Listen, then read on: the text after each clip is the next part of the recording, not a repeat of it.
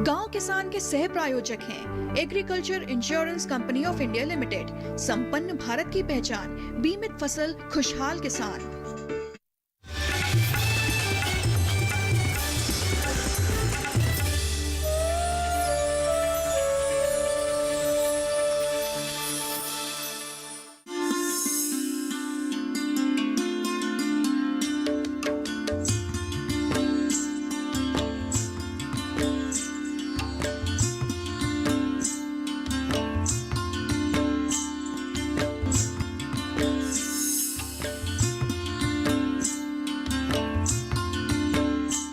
नमस्कार, आप देख रहे हैं दूरदर्शन किसान कार्यक्रम गांव किसान में आप सभी का स्वागत है। मैं हूं ज्योत्सना टंडन।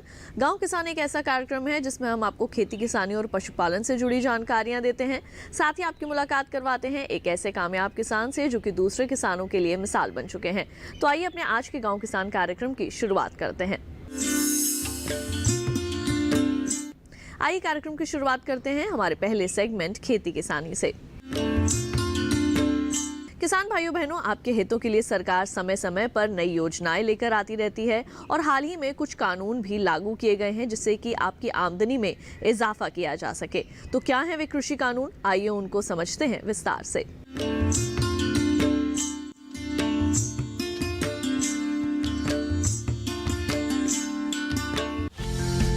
को बेहतर बनाने और किसानों को पहले से ज्यादा सहूलियत देने के लिए कृषि सुधार कानून लाया गया। इस कानून के तहत किसानों को अपनी उपज पैदा करने से लेकर बेचने तक की कई सुविधाएं मौजूद है। इसके बाद भी इस कानून को लेकर किसानों में शंकाएं हैं कि उन्हें ये कानून कैसे फायदा पहुंचाएगा। किसानों की शंकाओं के समाधान के लिए आइए समझते हैं इस कानून को। इस कानून के लागू होने के बाद भी न्यूनतम समर्थन मूल्य यानी MSP पहले की तरह निर्धारित होती रहेगी और इस पर सरकारी खरीद भी जारी रहेगी। वहीं किसानों की सबसे ज्यादा आशंका कॉन्ट्रैक्ट फार्मिंग को लेकर है। इस पर हमारे केंद्रीय कृषि मंत्री ने साफ किया कि किसान की जमीन के स्वामित्व को 100% संरक्षण दिया जाएगा और कृषि उत्पादों पर टैक्स का बोझ कम होने से किसानों को फायदा होगा। इसके तहत किसान को अनुबंध में पूरी स्वतंत्रता होगी। वो अपनी इच्छा के अनुसार दाम तय करके उपज बेचेगा और उसे 3 दिन के भीतर भुगतान भी मिल जाएगा। इस संबंध में किसी भी तरह का विवाद होने पर स्थानीय स्तर पर मामला निपटा लिया जाएगा। कोर्ट कचहरी के चक्कर काटने की जरूरत नहीं होगी। इसके अलावा देश में 10,000 कृषक उत्पादक समूह यानी FPO बनाए जा रहे हैं। ये FPO छोटे किसानों को जोड़कर उनकी फसल को बाजार में उचित लाभ दिलाने की दिशा में काम करेंगे। इस कानून के आ जाने से मंडियां समाप्त नहीं होंगी। मंडियों में पहले की तरह व्यापार होता रहेगा, बल्कि अब किसान को मंडी व्यवस्था के बाहर भी फसल बेचने की आजादी है। कि जब हमारा देश आज़ाद हुआ था उस टाइम में हमारे पास खाद्यान्न भरपूर नहीं थे, कमी थी, तो इसीलिए असेंशियल कमोडिटी एक्ट जो है उस टाइम में लागू किया गया था। लेकिन अब स्थिति बिल्कुल अलग है। अब हम बिल्कुल आत्मनिर्भर हो चुके हैं। हमारे पास बहुत सारी ऐसी फसलें हैं जो एक तरह से सरप्लस भी हैं खाद्यान्न के मामले में, तो उसमें हमारे पास चिंता की कोई बात नहीं है और हमारी जो मांग है नियमित रूप से हमारी जनसंख्या के लिए पूर्ति हो रही है उसकी, तो खाद्य और पोषण सुरक्षा दोनों ही सुनिश्चित है। तो इसलिए इस समय में बहुत सारे ऐसे सुधार की ज़रूरत है, क्योंकि हम लोग इसको दूसरे ढंग से देखते हैं कि अब किसान को की आमदनी कैसे बढ़े, किसान को जो उसकी मेहनत है उसका अधिक से अधिक मूल्य कैसे मिले।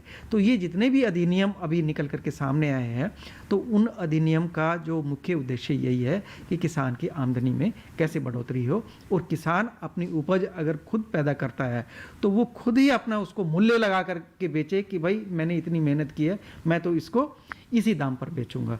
तो ये जो अधिनियम है अपने आप में किसानों को एक स्वतंत्रता देते हैं, जिसके तहत जो है किसान मंडी से बाहर जा कर के जो है अपने उत्पाद को बेच सकता है। अभी तक क्या था कि किसान को अपना उत्पादन किया लेकिन उसको मंडी में ले जाकर जिसके पास लाइसेंस है उसी को बेचना पड़ा, तो ये उसको बेचने के लिए वो बाध्य होता था। और जब वो मंडी में लेके जाता था तो मंडी में भी उसको बहुत सारे टैक्स जो है उसको लग जाते थे, तो वो टैक्स के साथ साथ उसको ट्रांसपोर्टेशन का भी भाड़ा देना पड़ता था। जो टैक्स लग गया वो भी उसके खाते में जाता था, तो उसको जो है मैं ये कहूँगा कि जो उचित मूल्य है वो नहीं मिल पाता था। तो ये जो अधिनियम है, इन तीनों अधिनियम के आने से किसानों को सबसे अधिक फ़ायदा ये होगा कि किसान अपनी मर्जी का मालिक है। किसान जहां उसको उचित मूल्य मिलेगा वो उसको बेच सकता है। तो अभी आपने देखा सेगमेंट खेती किसानी। इसके साथ ही कार्यक्रम गांव किसान में वक्त हुआ है एक छोटे से ब्रेक का। जल्द लौटेंगे वापस अपने अगले सेगमेंट के साथ। आप देखते रहिए दूरदर्शन किसान। बीमारियों से कैसे बचेगी फसल, मवेशियों की मुश्किलों का क्या है हल, कहां से लाएं बीज, कितनी लगेगी खाद, किसानों के हर फोन का विशेषज्ञ देंगे जवाब। देखिए हेलो किसान लाइव सोमवार से शुक्रवार शाम 6 बजे।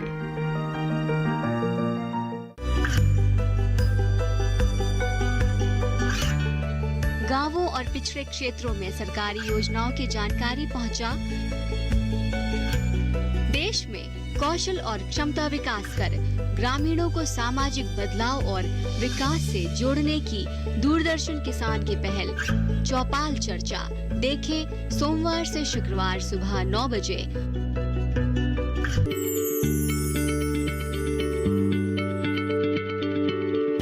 क्या आप किसी बीमारी से परेशान हैं? चाहते हैं डॉक्टर की सलाह? तो हम हैं आपके साथ। बताएंगे आपको जीने की राह, समस्याएं आपकी, समाधान देश के मशहूर विशेषज्ञों के। घर बैठे बात करें देश के जाने माने डॉक्टरों से। हमारे लाइव प्रोग्राम स्वस्थ किसान में हर शनिवार शाम 6 बजे से 7 बजे तक। ब्रेक के बाद एक बार फिर आप सभी का स्वागत है कार्यक्रम गांव किसान में। आइए कार्यक्रम में बढ़ते हैं आगे और अब देखते हैं सेगमेंट हमारा पशुधन। किसान भाइयों बहनों, अपने आज के सेगमेंट में हम आपको जानकारी देने वाले हैं भेड़ पालन के बारे में। किस तरह से आप सफलतापूर्वक कर सकते हैं भेड़ पालन और कैसे इससे अपनी आमदनी में इजाफा कर सकते हैं, आइए जानते हैं कार्यक्रम के इस भाग में।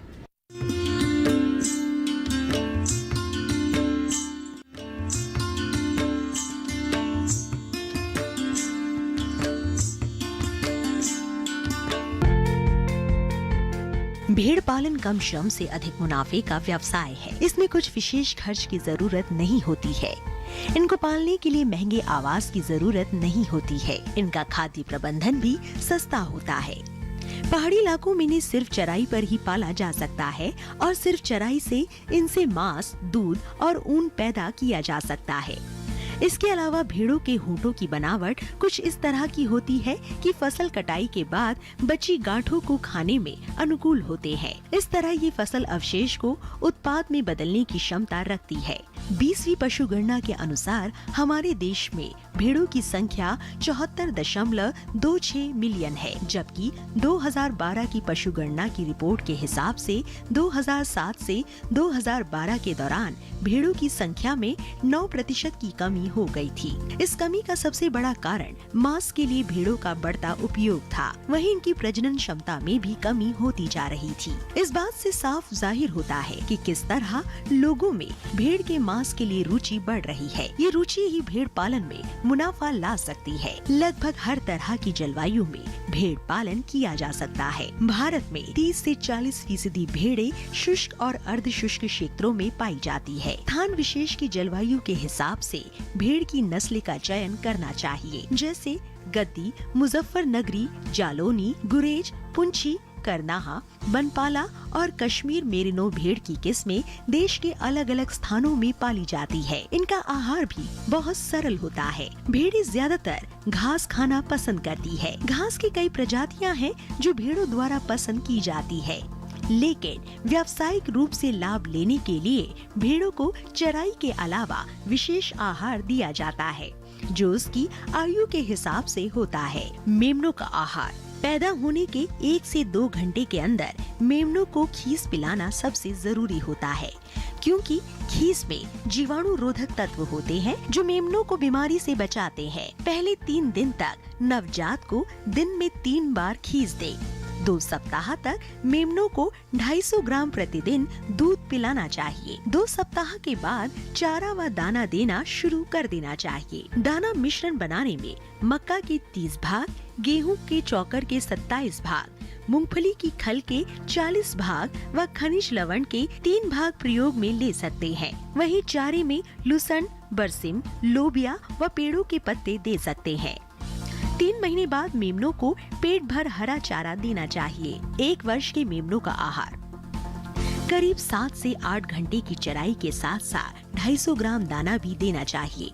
शाम को बरसीम और चने या ग्वार का चारा डालना चाहिए ताकि 15 माह की आयु तक नर वयस्क और मादा गर्भधारण करने में सक्षम हो सके। गाभिन भेड़ का आहार गर्भावस्था में अधिक ऊर्जावान आहार जैसे जौ, मक्की व जई देना चाहिए। ब्याने के कुछ दिन पहले खाने में दाने की मात्रा कम कर देनी चाहिए और ब्याने के बाद हल्का और दस्तावर दाना व चारा देना चाहिए। कुछ दिनों बाद दाने की मात्रा धीरे धीरे करके बढ़ानी चाहिए। दुधारू भेड़ का आहार दुधारू पशुओं को उत्पादन और निर्वाह आहार देना चाहिए, क्योंकि आहार पर ही दुधारू पशु का दूध उत्पादन निर्भर करता है। दूध उत्पादन पर ही नवजात का स्वास्थ्य एवं वृद्धि निर्भर करती है। भेड़ों के रहवास की बात करें तो 12x15 का स्थान 50 से 60 भेड़ों के लिए पर्याप्त होता है। भेड़ों के खुर बहुत नाजुक होते हैं, इसीलिए कमरे या रहने के स्थान का फर्श कच्चा होना चाहिए। साफ सफाई का विशेष ध्यान रखते हुए समय समय पर टीकाकरण भी करना चाहिए। औसतन एक भेड़ से साल में 2 बार मार्च और अक्टूबर में ऊन लिया जा सकता है। साथ ही अच्छी किस्म की भेड़ से साल में 2 बार बच्चे होते हैं, जिससे भेड़ों की तादाद में इजाफा होता है।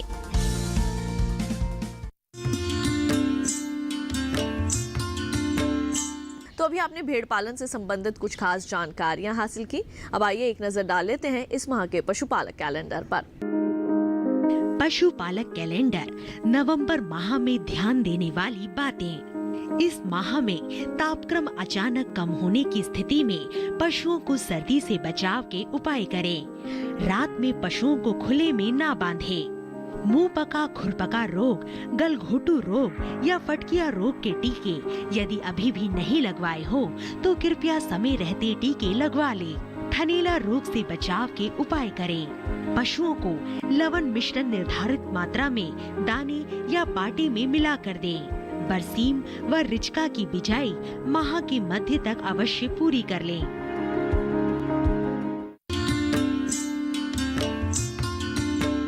तो अभी आपने देखा इस माह का पशुपालक कैलेंडर। कार्यक्रम गांव किसान में वक्त हो चला है एक और छोटे से ब्रेक का। जल्द लौटेंगे वापस अपने अगले सेगमेंट के साथ। देखते रहिए दूरदर्शन किसान।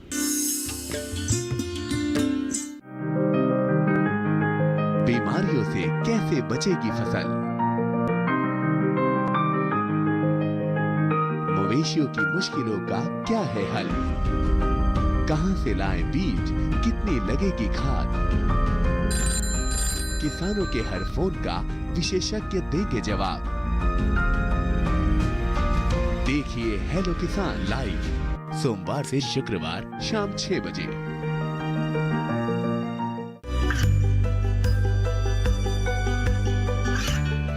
गांवों और पिछड़े क्षेत्रों में सरकारी योजनाओं की जानकारी पहुंचा। देश में कौशल और क्षमता विकास कर ग्रामीणों को सामाजिक बदलाव और विकास से जोड़ने की दूरदर्शन किसान की पहल चौपाल चर्चा देखें सोमवार से शुक्रवार सुबह 9 बजे।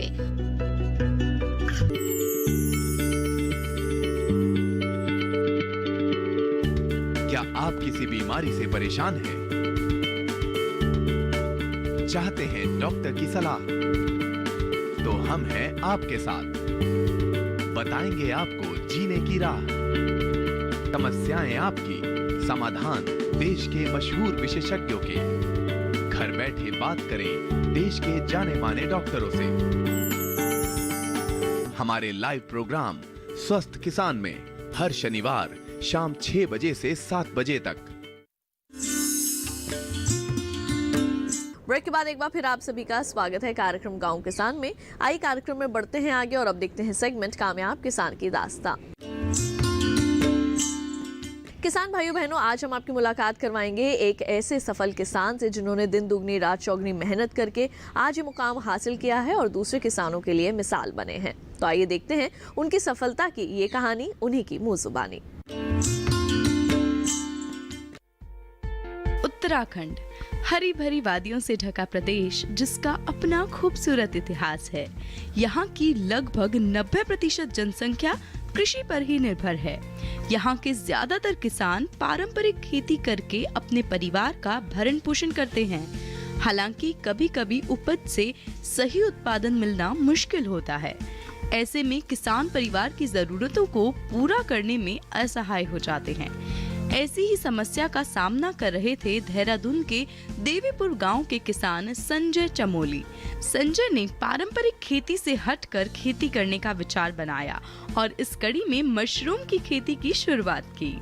लहलहाते और हरे भरे खेत किसे नहीं भाते, लेकिन आय में इजाफा करना हो तो कुछ हटकर ही सोचना पड़ता है। देवीपुर के संजय चमोली ने भी पारंपरिक खेती के साथ साथ मशरूम की खेती करने का विचार बनाया। इस काम को सही तरीके से करने के लिए उन्होंने गांव की महिलाओं का समूह बनाया। बेहतर परिणाम मिले, इसके लिए बाकायदा मशरूम उत्पादन का प्रशिक्षण लिया। साथ ही समूह की सभी महिलाओं को भी प्रशिक्षित किया। इसमें संजय के 2 उद्देश्य छुपे हुए थे, जिसमें आय तो बढ़ना था ही, साथ ही महिलाओं को आत्मनिर्भर बनाना भी शामिल था। हालांकि ये काम इतना आसान नहीं था। महिलाएं शुरू में घर से बाहर निकलकर काम करने में संकोच करती थी, लेकिन जल्द ही महिलाओं ने इस बात को समझ लिया और अभियान का हिस्सा बन गई। और आज 16 महिलाओं का समूह साथ काम करके मुनाफा कमा रहा है। 2018 में हमने स्टार्ट किया था इसकी ट्रेनिंग। पहले हमने इसकी ट्रेनिंग ली थी। जितनी भी हमारी एसएचजी ग्रुप में जितनी महिलाएं, सबने इसकी ट्रेनिंग ली, क्योंकि बिना ट्रेनिंग के कोई भी काम करना मुझे लगा कि अपना पैसा ही बर्बाद करना होगा। इसकी पूरे प्रॉपर इसकी ट्रेनिंग लेकर फिर हमने इसको आगे चालू किया प्रोसेस को। हमारे आस पड़ोस में जितनी भी महिलाएं थी, हमने इनसे बातें की, भाई इस तरह से ग्रुप बनाएंगे और आप लोगों को सबको हमारे साथ काम करना होगा और जो भी इनकम होगा हम सब में बराबर बटेगा, बराबर की हिस्सेदारी होगी। तो इसमें हमारे साथ जो महिलाएं आगे आई तो सबने जब हामी भरी तो हम भी उनके साथ आगे बढ़ते रहे। समाज में जैसे हमारा ग्रामीण समाज है तो थोड़ा दिक्कत इस तरह से आई कि लोगों ने कहा जैसे यार अपनी पारंपरिक फसल छोड़ के तुम इन मशरूम को उगा रहे हो, इससे क्या होगा, ये कहाँ बेचोगे, इससे कितना तुम्हें पैसा मिलेगा, अब इतने बड़े खेत में तुम्हारा बसर हो नहीं रहा, इतनी छोटी सी जगह पे कैसे तुम गुजर बसर करोगे। तो ये दिक्कतें आई शुरू में हमें। तो धीरे धीरे हमने इसको ये चैलेंज स्वीकार करिए समाज के भी कि हम करेंगे इसको। जब मन में सब महिलाओं ने हमने जब ठाना कि इसको करना है तो करना ही है। संजय ने ऐसा रास्ता चुना जिसमें वो अकेले नहीं थे, उनके साथ थी उनकी समूह की ताकत। और जिस अभियान में कई लोगों की मेहनत छुपी होती है, वहाँ सफलता मिलना लाजमी है। हालांकि शुरू में थोड़ी मुश्किलें जरूर आई, लेकिन संजय ने हार नहीं मानी और आगे बढ़ते गए। एक समय तो ऐसा भी आया कि आसपास के लोगों ने हतोत्साहित करना शुरू कर दिया, लेकिन संजय ने इसे चुनौती माना और अपने काम में जोर शोर से लग गए। हमारे द्वारा जो है ONGC से CSR फंड के तहत वहाँ पे संपर्क किया गया और उन्होंने जो है हमको यहाँ पे जो है फंड मुहैया कराया और हम लोगों ने इनको यहाँ पर इसी तरीके की जो है 10 हट बना करके यहाँ पे मशरूम का काम जो है स्टार्ट करवाया। 2-3 ही लोग पहले इकट्ठे हो पाए, फिर धीरे धीरे करके महिलाएं जोड़ना शुरू किया, फिर तब जाके 16 महिलाएं हम हुई थी इकट्ठी। तो ग्रुप बनाया, अच्छे से ग्रुप चला, काफ़ी साल हो गए ग्रुप को चलते चलते। तो ग्रुप के अंदर ही हमारे दिमाग में आया कि इसके अंदर ही कुछ महिलाओं को रोजगार मिल जाए तो अच्छा है। जो महिलाएं हमसे जुड़ी हैं इस मशरूम से या खेती बाड़ी से, उनको ये सुकून है कि हम अपना जो भी अर्न कर रहे हैं अपनी मेहनत से कर रहे हैं। पहले उनको कुछ भी सामान लेने के लिए घर वालों से पैसा लेना पड़ता था, लेकिन आज वो महिलाएं अपने घर वालों को पैसा दे रही है कि आज हमने इस महीने 5,000 का मशरूम बेचा है या कुछ या 10,000 का बेचा है, तो वो उस हिस्से से अपने बच्चों की पढ़ाई अच्छी कर रही है, कपड़ा भी अच्छा पहन रही है और अपने परिवार का भरण पोषण भी अच्छा कर रही है। यही वजह है कि संजय आज एक कामयाब किसान हैं। वहीं दूसरी तरफ समूह से जुड़ी महिलाओं को रोजगार मिला। आज महिलाएं खुद को आत्मनिर्भर महसूस कर रही हैं। तो अभी आपने देखा सेगमेंट कामयाब किसान की दास्तां। हम उम्मीद करेंगे कि हमारे आज के कार्यक्रम में दी गई जानकारियां आप सभी के जरूर काम आएंगी। तो हमारे आज के गांव किसान कार्यक्रम के इस अंक में बस इतना ही। अगली बार फिर आप सभी से होगी मुलाकात। तब तक के लिए मुझे दीजिए इजाजत। आप देखते रहिए दूरदर्शन किसान। नमस्कार।